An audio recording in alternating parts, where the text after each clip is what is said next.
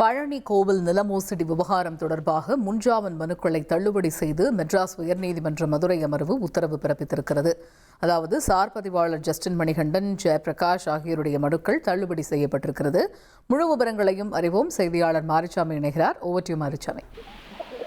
பழனி தண்டபாணி சுவாமிகள் மடம், இந்த மடத்திற்கு சொந்தமான 1.4 ஏக்கர் நிலத்தை நில பத்திரப்பதிவு விவகாரம், இந்த பத்திரப்பதிவுல ஒரு மோசடி நடந்திருக்கு. இந்த விவகாரம் தொடர்பா சார் பதிவாளர் ஜஸ்டின் மணிகண்டன் மற்றும் ஜெயபிரகாஷ் ஆகியோர் முன்ஜாமீன் கேட்டு மனு தாக்கல் பண்ணியிருந்தாங்க. அவங்களுக்கு முன்ஜாமீன் இருந்துச்சு.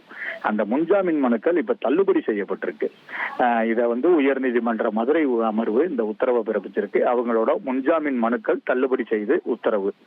பழனி தண்டபாணி சுவாமிகள் மடத்திற்கு சொந்தமான அந்த 1.4 ஏக்கர் நிலம் கடந்த ஜூலை 6ஆம் தேதி தனி நபர்கள் 20 பெயர்ல சட்டவிரோதமா பத்திரப்பதிவு செய்யப்பட்டிருக்கு. இந்த விவகாரத்துல முன்ஜாமீன் கோரி சார் பதிவாளர் ஜஸ்டின் மணிகண்டன் உயர்நீதிமன்றம் மதுரை அமர்வுல ஒரு மனு தாக்கல் செஞ்சிருந்தாரு. எழுத்தர் ஜெயபிரகாஷ் அவரும் முன்ஜாமீன் கேட்டு மனு தாக்கல் செஞ்சிருந்தாங்க. இந்த மனுக்கள் எல்லாம் நீதிபதி உயர்நீதிமன்றம் மதுரை அமர்வின் நீதிபதி ராஜசேகர் முன்பா விசாரணைக்கு வந்துச்சு. அப்ப அரசு தரப்புல விசாரணைக்கு ஒத்துழைப்பு வழங்கல, இவங்க முழுமையா ஒத்துழைப்பு வழங்கல அப்படின்னு தெரிவிச்சாங்க.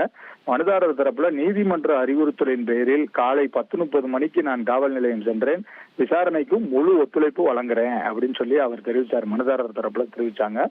இத அரசு தரப்புல இதை மறுத்தாங்க.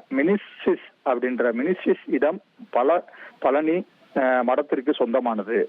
இந்த அந்த இடம் பழனி மடத்துக்கு சொந்தமானது. அதை பத்திரப்பதிவு செய்யக்கூடாது அப்படின்னு தொடர்பான குறிப்புகள்லாம் இருக்கு. இப்படி இருந்தும் எப்படி இவங்க பதிவு செஞ்சாங்க அப்படின்னு கேள்வி எழுப்பப்பட்டது அரசு தரப்புல. மனுதாரர் தரப்புல பொறுப்பு பதிவாளராக சென்றதால் தான் விவரங்கள் எதுவும் எனக்கு அதை பத்தி தெரியாது அப்படின்னு மனுதாரர் சொன்னாரு.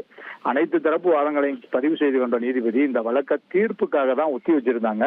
அந்த நிலையில இன்னைக்கு அந்த தீர்ப்பு, அந்த 2 மனுக்களையும் தள்ளுபடி செய்து அந்த நீதிபதி ராஜசேகர் உத்தரவிட்டிருக்காங்க.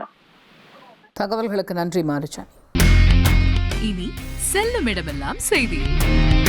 தந்தி டிவியின் வாட்ஸ்அப் சேனலை ஃபாலோ பண்ணினா செல்ல இருக்கும் இடமெல்லாம் செய்தி. இதோ QR கோட், இப்பவே ஸ்கேன் பண்ணுங்க, ஃபாலோ பண்ணுங்க.